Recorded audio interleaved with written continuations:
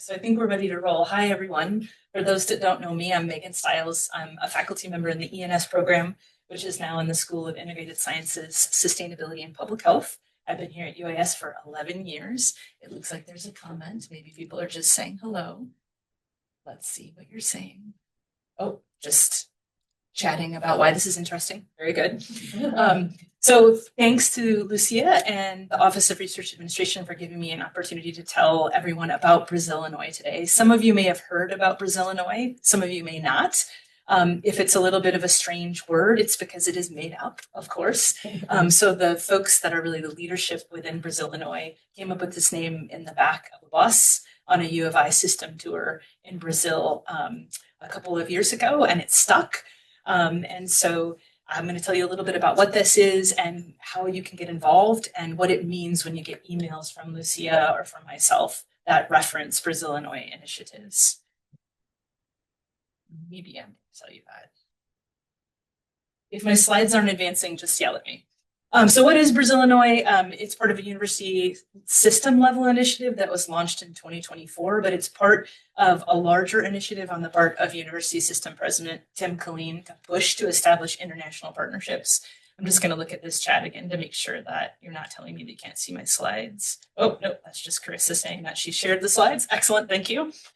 So we're doing this in other places, including Mexico, but the Brasillinois initiative is sort of farther along than some of those other international partnerships that the system is trying to establish. And part of that is because there's a long-standing tradition in Brazilian studies at UIUC. So the Lemon Center at UIUC, which was funded from a generous donation by Jorge Lemon, has long coordinated these kinds of faculty and student research exchanges with Brazil. And then there's also a longer tradition that revolves around the ag school and around a prominent economist called Werner Baer at UIUC, and he really did a lot of work to establish these robust research and exchange programs. And I mention these names because if and when you do get involved with Brasillinois, people will talk a lot about Werner Baer and about the Lemon Center. And you may be spelling it Lemon, and Werner Baer, Bear. You might not know who these people are, but now that I've been around them for longer, these are the folks that were sort of the progenitors of this relationship with Brazil. And you will hear them talked about frequently. Okay. So this is from the Brasillinois website that tells you just a little bit more about what this is meant to do. So the idea is that this is an Illinois system initiative. It's meant to foster collaboration and knowledge exchange with Brazil. The focus is on research clusters and student mobility. I'll talk about what both of those mean in the context of Brasillinois in this presentation. And then beyond that, the university, through this partnership and other international partnerships, is trying to do something unique by establishing a new model for collaboration between American higher ed institutions and the Global South. And they see these as sort of really direct connections between the university and the governments and other universities in these places, sort of bypassing relationships that maybe used to be fostered through the federal government or even the state government, really just making these connections directly. And it's groundbreaking and transformative and all the other things that are always in every strategic partnership language.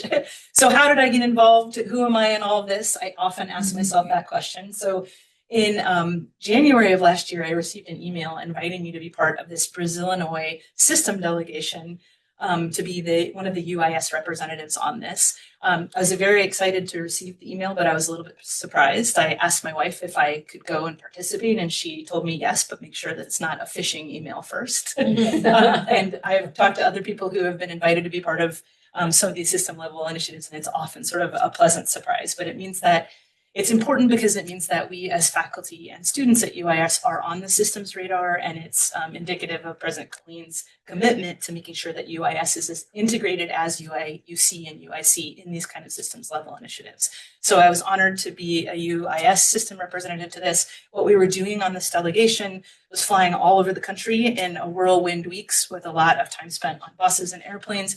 We visited universities in all of the major regions within Brazil. And the goal was to directly develop these partnerships. And in many cases, they were already to the point where we were signing memoranda of understanding about the kinds of research that our system faculty would do to help ministries like the Ministry of Health, and specific agreements between local research institutions and institutions within the Brazilian government to kind of foster these relationships. And what's very cool, what I'll talk about as part of this, is that the Brazilian government is providing, at this point, far more funding for this than the U of I system is. So there is an initiative and a desire within Brazil for their graduate students in particular and their undergraduates to have these international experiences, to bring that knowledge and those networks back to Brazil, to continue fostering and developing their institutions of higher learning and their research agenda. And so Brazil is heavily invested in this. And they're not necessarily giving these opportunities to all university systems. This is something that's pretty unique to the University of Illinois system because of these pre-existing relationships. And what was really striking about all of this to me as a faculty member who previously worked in Kenya is that the kind of infrastructure and networking opportunities that the U of I system is building in Brazil would have been my fantasy when I was a miniature 24-year-old somehow dreaming that I could go and work with Kenya. I had to establish all of those connections in Kenya on my own with a research institution that would help me support my research permit. I had a close friend in graduate school who works with a CAIPO in Brazil. She had to establish all of these connections in order to legally be able to do research in Brazil and get that research funding on her own. So in this case, all of that work is being done for you, and it's really incredible the amount of infrastructure and partnerships that are already there, the buy-in that you'll have. So if you've never worked in Brazil, please don't let that intimidate you. If you have no Portuguese language, please don't let that intimidate you, because the system is really establishing things that will still make this work for you. So since fall 2025, I've been the UIS Brasillinois faculty lead. I'm still working on what that means, and you can help me determine what that means based on what you need me to do. But in general, one of the things that I'm going to show in this presentation is that a lot of the connections to this are sort of bespoke networking matchmaking. So I am the person who is meant to help you do that, to help connect UIS faculty to these opportunities that emerge through Brasillinois but come up really quickly. And spoiler alert, one of the things that I'm going to tell you all is that we need to do a little bit of work in advance to be able to spring on these opportunities when they come up. So Brasillinois is organized around 3 research clusters. I'm going to tell you a little bit about each of these. They emerged from conversations with the UI system leadership and the leaders of these different universities and research institutions and ministries in Brazil. So they've been identified as climate and sustainability. And the cluster chair is Mary Paula Ahrens-Kuning, who is at UIUC. Public health and medicine, there are 2 cluster chairs for that. One, Janet Jokla is at UIUC, and one is at UIC. There's 2 Janets, so it's easy to remember the cluster chair names. And then the last one is democracy and inclusion. And so as you can see from this, there's a role for every faculty member at UIS potentially in getting involved in these. Almost all of our research is going to fall under one of these categories. I would say that the ones that are the most well-developed right now are climate and sustainability, because of that long-standing relationship between the College of Agriculture at UIUC and these Brazilian institutions. And a lot of that is sort of focused on technology and applied research in economics or in atmospheric science or in ag that will help people increase their productivity and things like that. But there is also a space within that for those of us that do more critical humanistic research, and they're very open to that. Public health and medicine is also very well developed. We did sign that MOU with the Ministry of Health in Brazil, and that identified specific things that they want U of I system faculty to work on, including things like early cancer detection, improving primary care facilities throughout Brazil, especially in so much as providing equitable access to folks that are poor or indigenous communities. So they've identified really specific goals that they want people to work on, but they're also open to other research. And then democracy and inclusion, I think, is still in a little bit of a nascent state, but it has a really good chair at UIC, Jennifer Olson, who is in education there. And this is where a lot of things can fit. And what was really striking in hearing Colleen and others talk about how this emerged as a research priority was that Brazil is very cognizant of the fact that it is coming out of a very difficult period of political backsliding, and they are concerned about how to kind of reestablish democratic institutions in the wake of the Bolsonaro administration and the harm that was done to those institutions during that point in time. So they are very interested in making sure that they study and cultivate these things. And so I'm going to keep talking, but I want you to keep these about kind of the specific opportunities that are going to come up, but keep these research clusters in mind because you'll want to think about which of these priorities your kind of research could fall under. And one of the things that you might want to do as a next step is reach out to the cluster chair to make sure that you're on their radar and that you have a sense of kind of what emerging priorities might be within those clusters. And they'll also help matchmake you with other faculty who also see their research as falling under one of those categories. So in terms of the opportunities that emerge, a lot of these are going to be joint research funding opportunities. And what's important here is that it's always joint. In order to take advantage of them, you have to have a Brazilian colleague who will be your partner on the project. So Brasillinois is going to occasionally announce these. I'll tell you again in a minute that they come up really quickly. And they are generally not a huge amount of money. They're generally meant to be pilot or seed fundings to sort of get people to develop these relationships, do something productive that they can then use as proof of concept to bring in a larger grant and continue the work.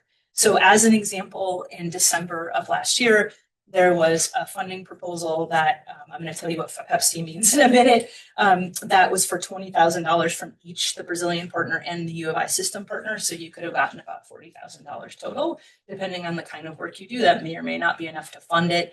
So it is the case that a lot of these sort of have been best for folks that already have things going and they're adding a little component to a much larger, more expensive project. But that doesn't mean that other people would be knocked out in the running, and they are very interested in having UIS faculty be funded through these opportunities.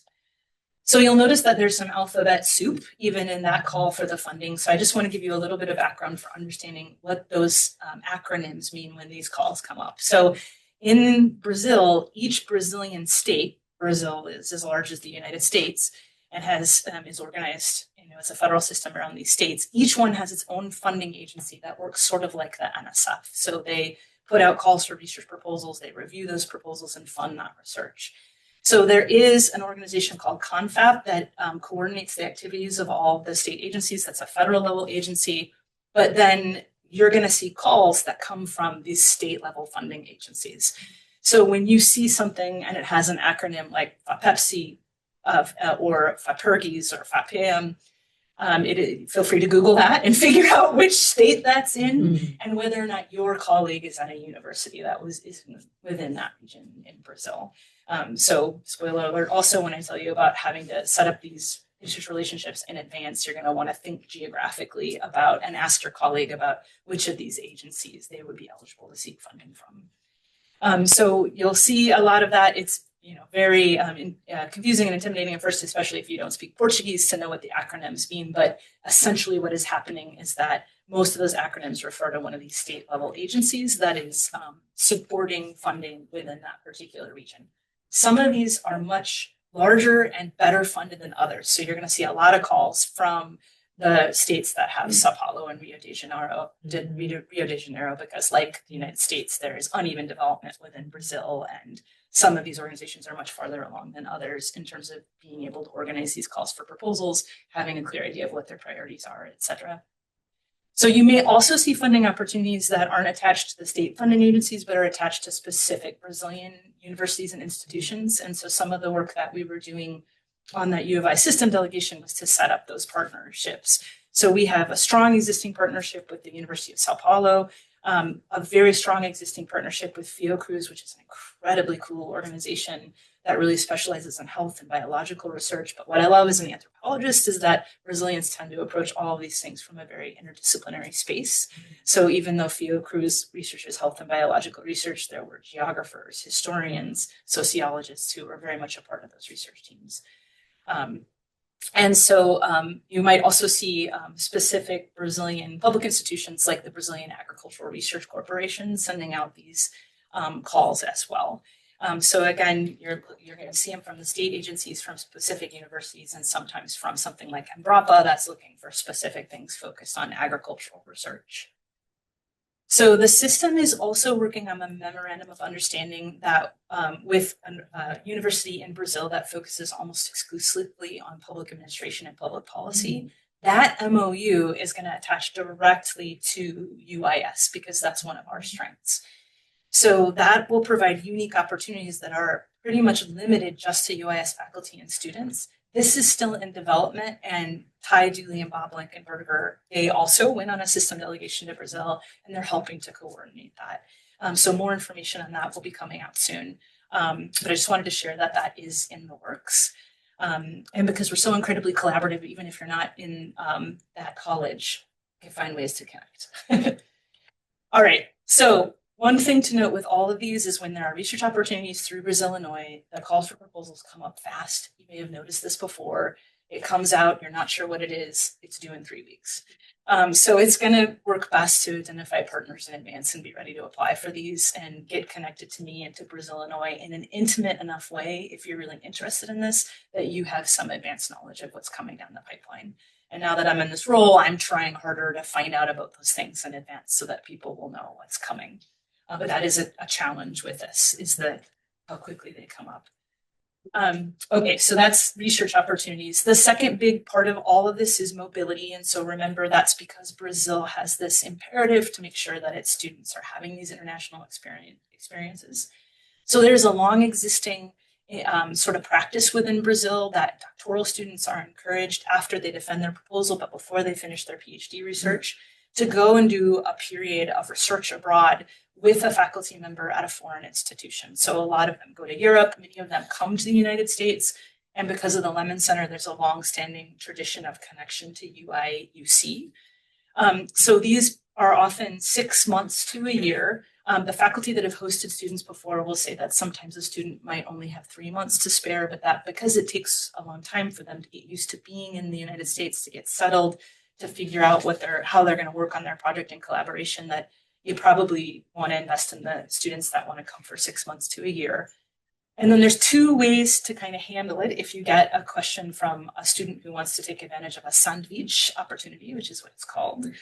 The sandwich is the before and after of the Brazilian experience with the rich cream of the international deliciousness inside.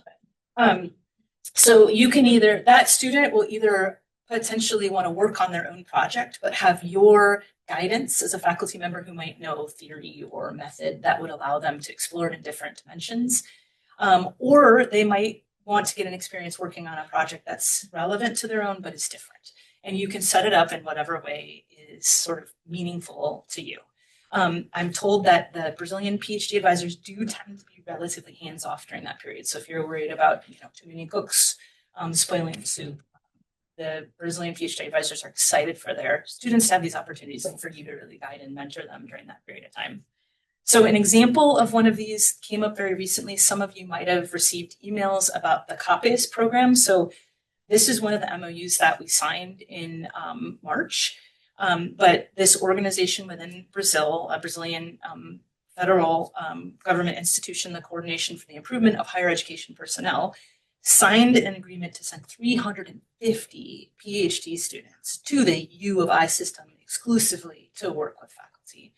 And so again, that organization is providing the money to the Brazilian students to work with U of I system faculty.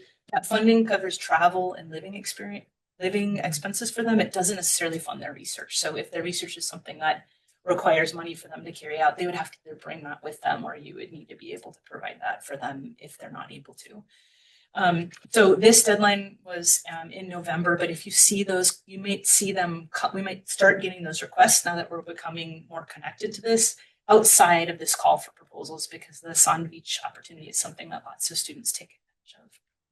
So if you get a request from a student about this kind of thing, whether it's the CAPES proposal or another one, it's best to, if you're interested at all, schedule a time to meet with them over Zoom, because usually what they need at first is just a letter of support from you. You're looking to make sure that your research matches theirs closely enough that you feel that you can really mentor them, that their research proficiency, their English proficiency all seems adequate to being able to do this successfully in the United States. And then if they need that letter from you in order to kind of apply for the funding. And then, of course, if they get that funding, then you have to work structurally with the ORA to formally arrange that exchange and get all the paperwork in order and make sure they're getting their visa, et cetera. So there are some visa fees that are, or a U of I system fee that is sometimes charged to those students. And Brasillinois can potentially provide help with those kinds of costs if there are other costs that you can't cover or that UIS can't cover that are associated with all of this. When I hear UIC and UIUC system faculty talk about having hosted these students, they'll often say that one of the biggest challenges for the students is finding a place for them to live. So we've got lots of housing on campus and have other kind of advantages that can help us. So also, if you get a request and you're not sure what to do with it, feel free to email me. We can connect you to UIUC faculty that have great perspectives and advice about how to do this well. And if, for those that aren't aware, the kind of procedures for hosting these international students have really evolved in the last couple of years because a couple of our departments have had the joy of setting up the arrangements for Fulbright postdocs here on campus, and it looks really similar to that. So we've got 2 Fulbrights on campus, and if you're worried that the student might be isolated, there's a lot of students pursuing these opportunities, and we have the Fulbright students as well. So we can kind of set up a little bit of a cohort for them potentially moving forward. Okay, student faculty mobility can also involve faculty going to Brazil, which is very exciting. This is a picture that I took in Brasilia, which was mind-blowing for me as somebody who had read James Scott's Seem Like a State. I don't, just nerding out a little bit. I don't know if anybody had read that before, but this is the planned Brazilian capital. It is a high modernist city where all the activities are separated. It's totally car dependent. It's completely impractical, and it's brutalist architecture. But it's really cool, and you should probably find a way to go there. So there was a recent call for faculty to spend a semester at University of Sao Paulo. Again, it came up really quickly. So this came out in summer of in May or June of this past year, and faculty had to commit to it really quickly. When these things come up, you have to be matched with a colleague at a Brazilian university, but don't panic if you don't have that. So one of our faculty in biology is probably going to be able to take advantage of this before the year ends. She said she was interested. We connected her with the Brasillinois folks. They connected her with USP, and they found someone whose research matches hers. So these can be, a semester-long exchange if you have that time. They can be something that happens over the winter break. It really just depends on the stipulations within the funding proposal. But, to be honest, these will be harder for us to take advantage of at UIS because we have heavy teaching loads, and we've got to think in advance about how to cover those things. If you've got a 1-1 load at a Research One university, it might be easier for you to manage that. But so I think we need to kind of work together as an institution to figure out how we may be able to creatively kind of arrange opportunities to take advantage of this for faculty, especially since they come up quickly. Another opportunity for student mobility that is obviously a great fit for UIS is study away. So taking UIS students to Brazil where they interact very substantially with Brazilian students. So currently there are study away programs at UIC and UIUC. We're working on one here at UIS. I'm going to tell you about in a minute. So if you have a student that you want to connect to one of the programs at the other 2 universities, or if you want to try to set up one of these, there may be Brasillinois funding available to offset student expenses or help pay for your faculty expenses so that you don't pass those expenses on to students. And because there are faculty at the other 2 universities that have done this, they can also provide advice and faculty who have done this for several years. So one of the things that I'm launching hopefully this summer with Amy McEwen is going to be a UIS study away program in Brazil. If you haven't already been spammed by me, I've got a poster here, a physical poster, but I can send you an electronic poster. And we're having an information session today from noon to 1 in UHB 2024. But this is, one of the places that we went on our system tour was Manaus, which is in the Brazilian state of Amazonia, at the heart of the intersection of the Amazon rainforest and the Amazon River ecosystems. So we are going to develop a Brazil study away course called Conservation Issues in the Amazon from a socio-ecological perspective. Amy's a biologist, I'm an anthropologist. We'll spend time with indigenous communities in the rainforest, on boats on the Amazon River, and in Manaus, thinking about urban development and how that impacts the rainforest. We'll have guest lectures and experts. There is a vendor called Campus B who works with UIC and UIUC programs. They've helped us prepare the prospectus for this program as well. And they're the ones that also organized our system delegation tour. So if you're interested in developing a study away program in Brazil, there's good infrastructure and support from this, a vendor that is experienced with working with faculty from all 3 of our universities within the system. So I encourage you to think about it. The topic can be anything. My colleague at UIC, hers is for education students. It's based in Sao Paulo. And they study the Brazilian education system and are a partner doing internship and service work with students in Brazil. So anything is possible. And this is a real easy growth space for us at UIS. Okay, there's also an emphasis in Brasillinois on programming and engagement, and UIS specifically has a designated $5,000 annually to help us fund speakers and programming related to Brazil. So this could mean bringing speakers to our campus. It could mean bringing our students and faculty to the other two universities. I'm working on not calling them campuses. I think I'm doing it. To see things that are being arranged there. This could be a great opportunity to kind of bring in someone that's coming from Brazil that you need a lot of money for the travel costs. That could be an ECHE speaker, and you can contact me for information about how to access that funding. And then there also is hopefully going to be an annual Brasillinois symposium. Some of us were able to go to that in October of this year. We're hoping that there'll be a wider invitation for UIS faculty who are interested coming up next year. But at that symposium, those presentations from faculty who have gotten grants from these funding opportunities, presentations on the study away programs, and just opportunities to meet the cluster chair and network with other U of I system faculty who have done this sort of stuff before. So keep that on your radar, watch for calls to participate in that. And you don't have to necessarily use your own PD funds. Brasillinois can provide funding for lodging and travel, and they actually paid for all of our lodging this year for those of us that were able to go. Tickets may be limited because of that, but we'll work on getting more if you want to go. Okay, so next steps. What do you do next? Signal your interest. So send up a flare. I had grand designs of having created a survey that I would launch now that you would tell me about your research interests. That is still coming soon. So stay tuned for an email from myself and from Lucia about sort of giving us your information in a way that we'll have it on hand. But right now, as you can tell from the presentation thus far, a lot of this is nascent and it's based on custom-made, personalized matchmaking and networking. So the best way to let me know that you want to be involved is to send me an email. You don't have to always go through me. I'll share other people that you can contact later on. You can reach directly out to the cluster chairs so that you're on their radar. Their emails are on a previous slide.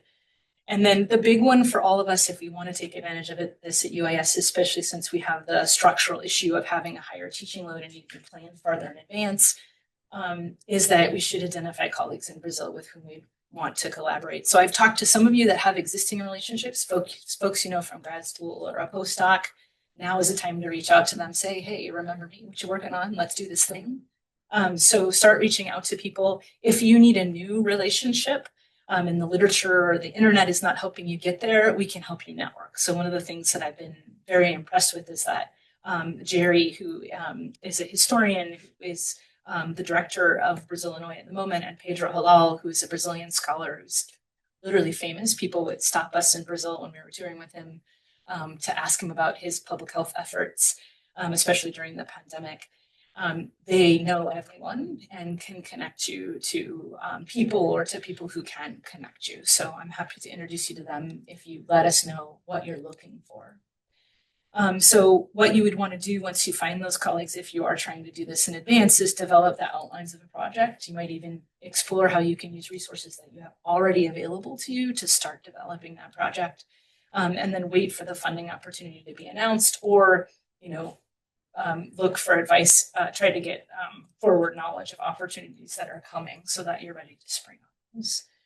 And of course, if you already have a robust research project that's grant funded, these pilot grants are a great way to extend it in a different direction. I think that tends to be less typical for UIS faculty than it is for faculty at the other two universities.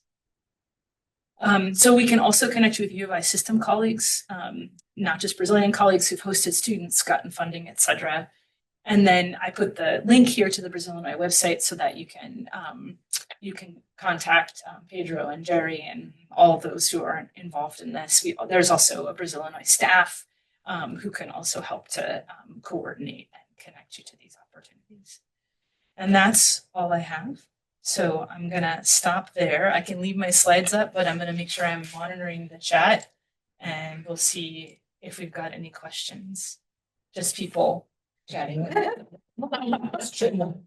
Guatemala was great. I didn't. I have I a have a question. question, Megan. I Oh, have a thank you. question, Megan. This is Rihanna Crocker. Okay.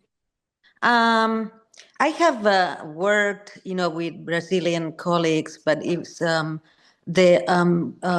nobody reached out to me, which I can, I was in one of the meetings for the democracy. I don't know why nobody has reached out to me or to Jennifer Mantai, who's a specialist in Brazil, and she speaks Portuguese too. I think language should be important. Number one, and two, I do have a lot of um, uh, colleagues that I know from Brazil, but they are from the University of Rio, which I'm not sure whether this is included in that number of universities. So my question is, are those specific universities that we have this partnership with, or are there any other universities as well?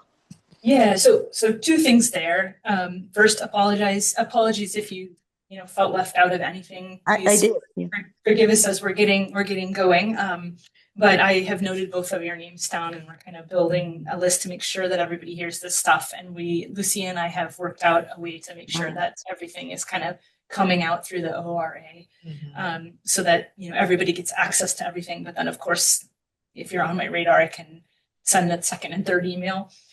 So we'll work on that. Thank you for that. Yes, your involvement and Jennifer Montai's involvement is essential.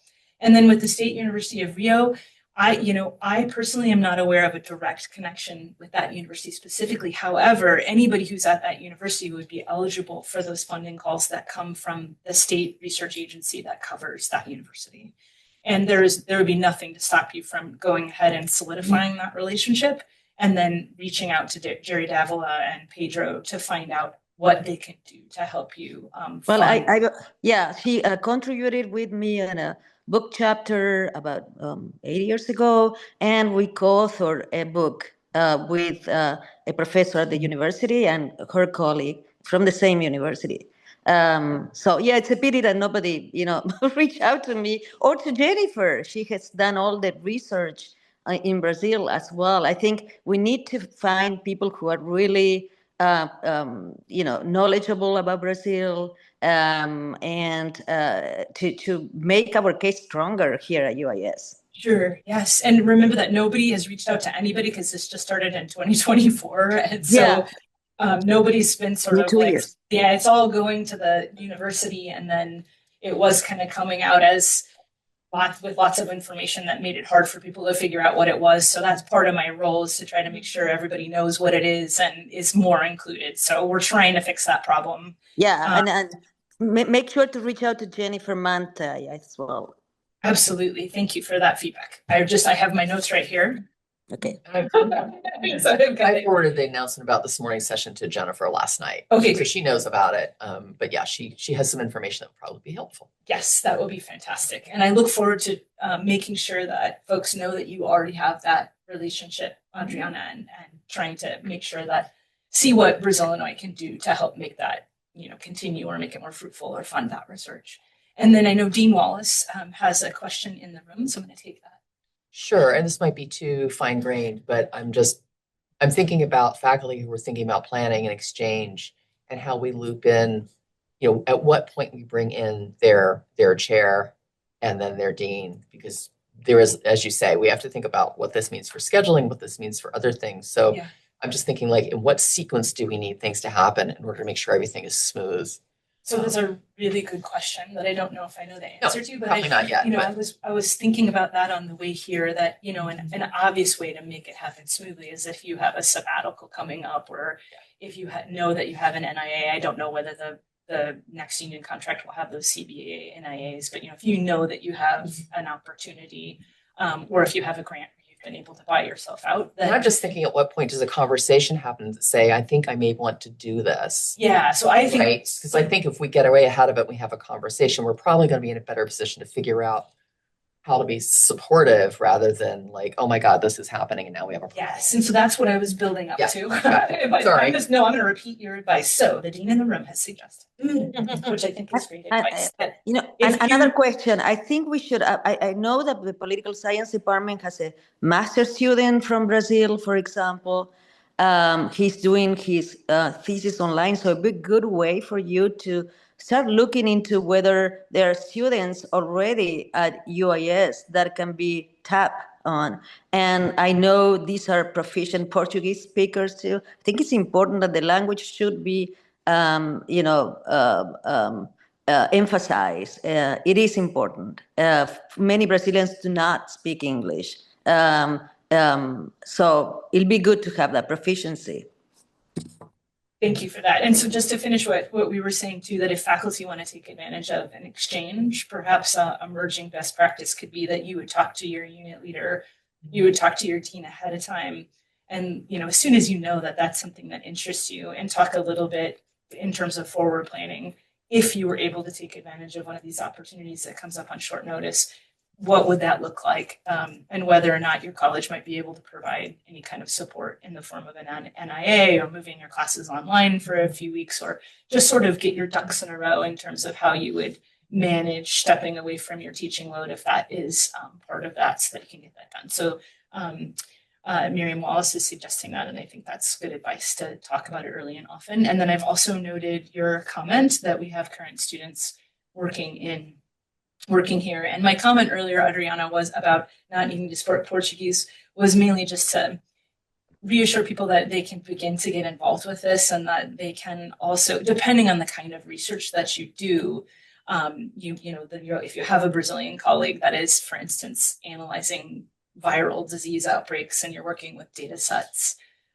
your needs for Portuguese language may be different, but we just need to get people started. And then, of course, we would love for them to be able to engage deeply with language and culture in a meaningful way. Thank you. Yeah, Lauren. Hi, this is Lauren Rookfin, speaking on behalf of the Office of Engaged Learning.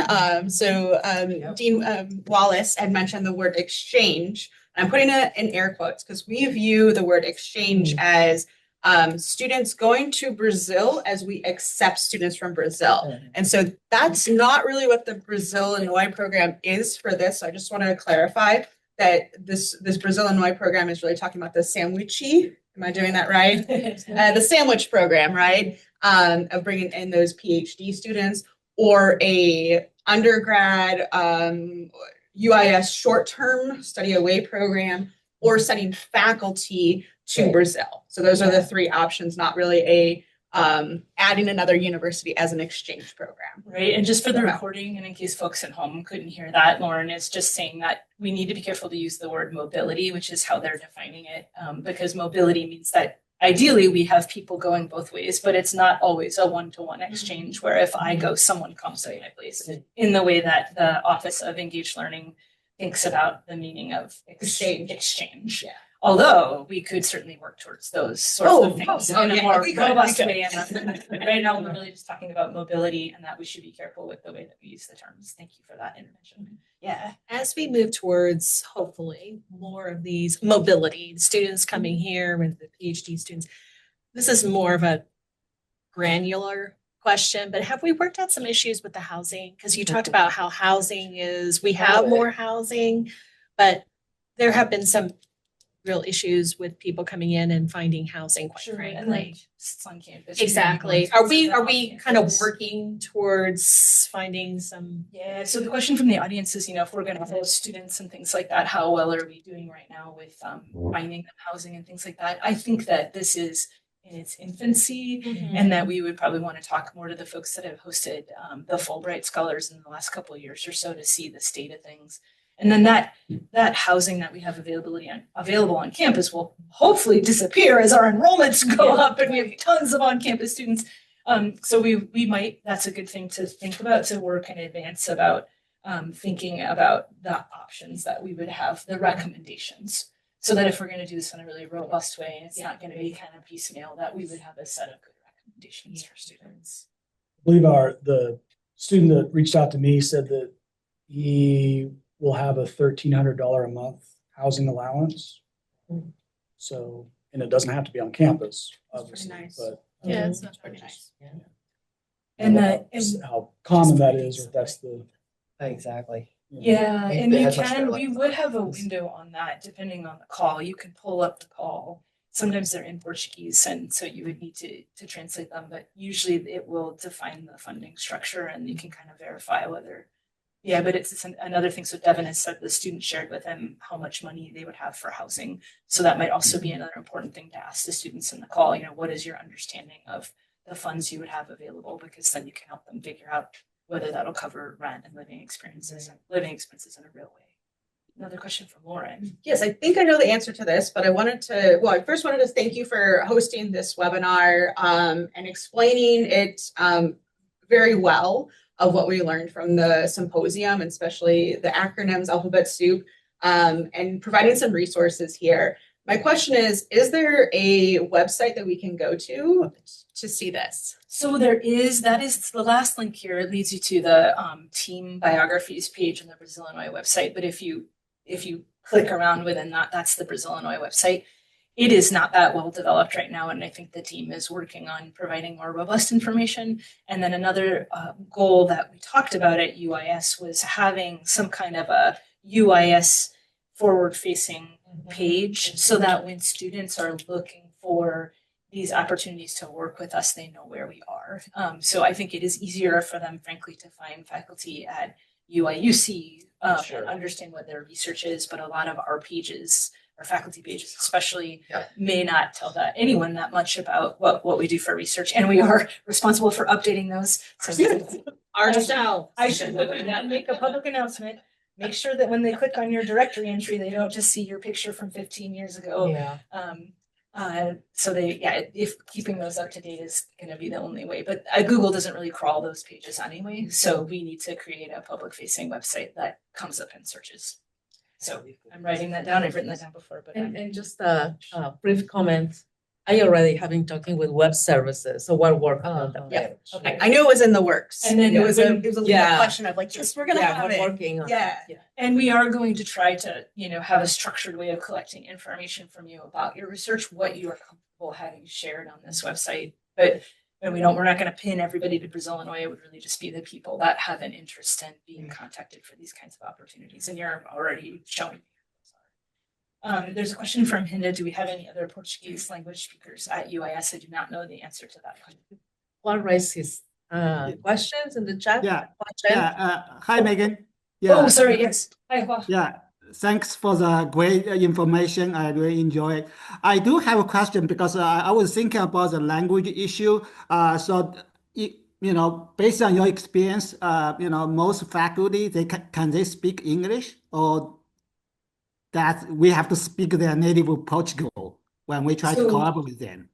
Yeah, I'm not sure I have the greatest perspective on that, but we were meeting a lot of faculty at these different universities, and I would say that 80% of them to 90% of them were completely proficient in English. There were some, there were differences, of course, generationally, and then, I think the reason for this is that one outcome of Brazil having this focus on its academics, getting these experiences abroad, is that a lot of people have lived in English speaking or, have gone to Europe and have command of many languages. So I think it's really just going to depend on the faculty member that you want to work with. It'll depend a lot on the faculty member that you want to work with and what that person's proficiency in English is. So I would say that I think there's a reasonable expectation when it comes to the faculty collaborators, especially if they're at a fairly large university in Sao Paulo or Rio, that they're going to have speak English better than I do. But that it might be at more rural or regional schools, depending on how much people have been able to take advantage of these exchange opportunities, may or may not be English speakers. Thanks. And I think Adriana could probably give us more perspective on that too. I don't know, Adriana, what's your perspective on the percentage of faculty at Brazilian institutions that speak English? She might have missed that question. So anyway, these are all good questions. And that one's probably going to be case by case basis. Yes. This is Lauren. Yes, Lauren Lauren. again from the Office of Engaged Learning. I just wanted to be clear on what our role is on the Brasillinois. We have 3 different things that we're overseeing, in charge of, that you should be familiar with, and that is any outgoing students should come through our office, student facing, right? Any outgoing faculty are required to register for international insurance, which is also done through the Office of Engaged Learning. So you don't have to come into our office. It's an electronic process, but that is a requirement. And then any incoming students from Brazil would need visa processing done, which is done through the Office of Engaged Learning. So that particular visa process. So that is the 3 things that we do specifically that would be related to the Brasillinois program. Excellent. And so I'm not sure whether, I think probably the speakers are picking that up, but the Office of Engaged Learning is going to, needs to interact with faculty that are leaving to go to Brazil, that provide travel insurance, and can help you go through the electronic process of registering for that. And then outgoing or incoming students will have visa processing to handle, and that the Office of Engaged Learning will also help with that process and needs to know that these students are coming or going. And then I see that there's some important comments about language inequity and these language relationships. I'm definitely picking up that that is an important issue for us to think about. I think that, right now, I don't know that there are Portuguese language opportunities through Brasillinois, but I mean, it's something to explore in the future. If you have a base of Spanish and you spend enough time, you can pick it up. I picked up a little bit through both Spanish and French. I mean, I can pick out a few words here and there, but spending time in the country makes a big difference. But yeah, Portuguese is not taught that often. Yeah, I mean, I think Very large Lusophone, Spanish and Lusophone academic programs, and those are shrinking. So yeah, and I've had colleagues that worked in Lusophone in Africa, and it's always a challenge. Yeah.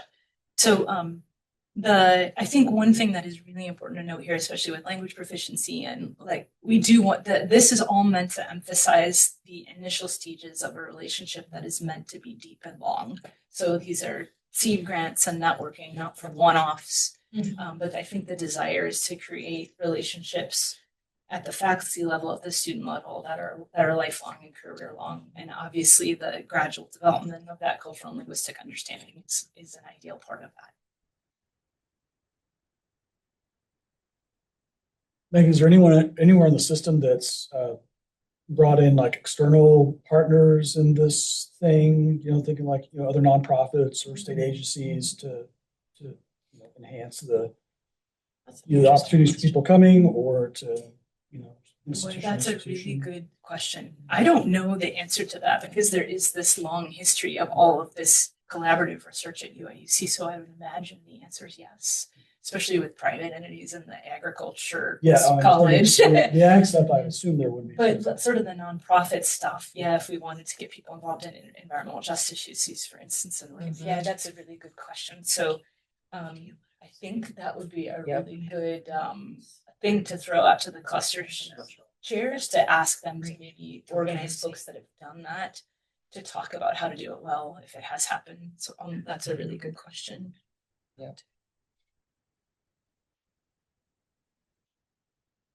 And this is where I wish Jerry was here, because he could immediately kind of draw from his long institutional knowledge and tell you who might have done that. That's a great question, Devin. Okay, we got room. So I've got one more, and this is just speculating, and I know we're in early stages here. Partly because of the way the University of Illinois system thinks about what we do as faculty. Scholarship and research are front and center here, right? Which is great. But I'm also envisioning, if you have a visiting faculty member, so I won't say exchange, but if you have a faculty member who comes here and they're working on a research project, in some cases that may totally make sense. But I'm also thinking about, if we are a teaching-centered institution, and what we want is to build towards true and deep exchanges. It seems as though we might want to think about a teaching piece. And that could take multiple forms: a single classroom visit, sitting in on a class, all the way up to something like co-teaching, depending on what people are doing. But that would mean thinking about whether there's some kind of teaching expectation baked in some cases. Okay, so the question is, does it always have to be scholarship, or can we also bake in teaching expectations or kind of organize things around that kind of thing? And the answer is yes. In fact, some of the conversations that we were having with the universities, that they were sort of excited because they had started new English language programs. Yeah. And they wanted our faculty to come and teach a class or Uh-huh. deliver guest lectures. So if a UIS faculty member was on the ground, obviously they could do that in person. But in one of the conversations that I had, there was also an excitement about people doing virtual guest Yep. lectures for each other's classes. And Great. so I think there hasn't necessarily been resources or funding attached to that, which means that it seems like it's being sidelined. But I think one of the UIS contributions to this could is to try to make that a more robust part of it. And that could be a great base then for Yeah. a relationship that might then turn into actual travel. You know, if you've made the connection already, then you're in a really good position. It's all about the learn. And then they were, one of the things that especially the universities in the rural regions in Amazonia were interested in was our kind of expertise in distance and online education. So many of their learners are off-site. So there was also kind of, if we think about the research on the scholarship of teaching and learning, there's also opportunities there. Yeah. Sometimes I sort of deflected that a little bit though, because our institution is trying to evolve so that people understand that our scholarship capabilities go beyond teaching and learning. Right. And that was always the first thing that system faculty would think about. You guys leaders in online learning, right? Which is really important, but, and I wouldn't want to ever discount that as something you can lead in early on. But yeah, I think we always got to be careful making sure they know that we're doing lots of different kinds of things. Yes. Thank you. My own personal reaction to that. Yeah. Are there any other questions from the gallery?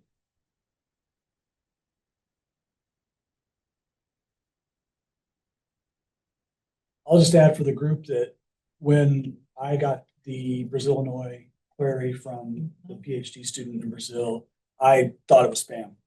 Yes. And for some reason, I was like, I remember hearing the term Brasillinois at some point, and I went back and read it before I deleted it. So, and I have no idea how this student found me, but it's a great match, and it's, and we've done the Zoom call, filled out the letter and all that kind of stuff. And Jerry was great often to talk about things. So just for those of you faculty, It's Illinois. It's not fishing. yeah, It's not phishing. It's not a yeah, phishing engine. it will be an email directly from a student in Brazil. Yeah, and so that was Devin Hunter, for those that aren't in the room, saying that, he also got one of these emails and wasn't sure if it was a phishing attempt or something like that. So part of the reason we're trying to get the word out is that these are real opportunities, and that, we only have so much bandwidth, and we are getting these emails that can seem sort of out of left field. But hopefully the more that people know that this is happening, the more we're going to at least respond to those or help those students find the faculty that they match. Because I think in this last round, there were a lot of misdirected emails to faculty that didn't really do something that related to their research. So I'd also like to ask for your help in either getting them to me or to Lucia, or just directly connecting them to someone else at UIS that's doing the thing they want to do. So please help in the bespoke networking mission that is Brasillinois at this point. That's what I'm going to call it from now on. Bespoke. It makes it sound fancy. Custom made. I did look up I've been calling it bespoke all the time, and I thought I should probably look up the definition of it just to make sure I'm not saying something I don't mean. We are correct. Well, thank you everyone for coming today, and thank you also for the critical feedback that you provided, Adriana and Hinda. Those are really important issues, and they were things that I really thought about a lot, as well as an anthropologist wanting to maybe take advantage of these emerging opportunities. That there might be challenges